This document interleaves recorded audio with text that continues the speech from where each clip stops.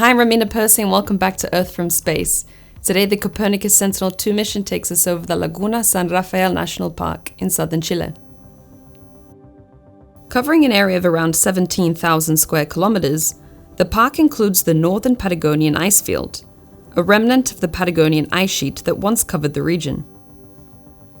Today, despite the ice field being just a small fraction of its previous size, it is still the second largest continuous mass of ice outside of the polar regions. The image depicts the west part of the northern Patagonian ice field, which has 28 exit glaciers, with the largest two, San Rafael and San Quintin, visible here. San Rafael Glacier is one of the most actively calving glaciers in the world, and the fastest moving glacier in Patagonia, flowing at a speed of around 7.6 kilometers per year. The glacier carves west towards the Pacific Ocean and into the Laguna San Rafael. The lake was formed due to the retreat of the glacier after the last ice age, and today is a popular tourist destination, with ships sailing to the lagoon to see ice falling from the glacier. Directly below lies San Quintin, the second largest glacier in the northern ice field. The glacier drains to the west, where hundreds of icebergs can be seen dotted in the lake. Until 1991, the glacier terminated on land, but with its retreat, the basin filled with water and formed the proglacial lake we see today.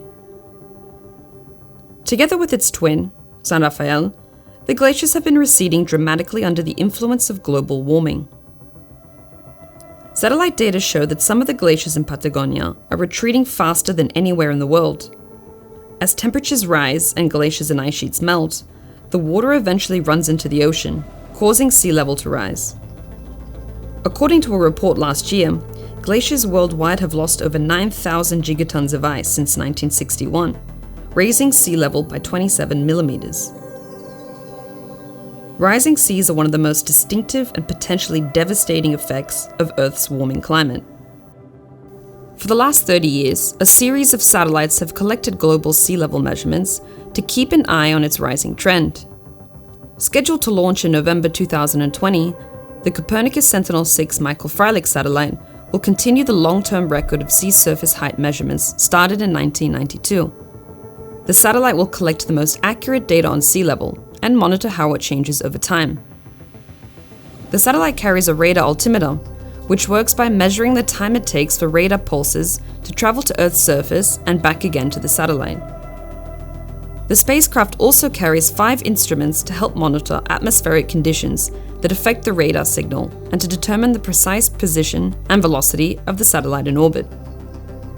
Other instruments measure atmospheric temperature and humidity profiles for weather forecasting and the radiation environment around the satellite.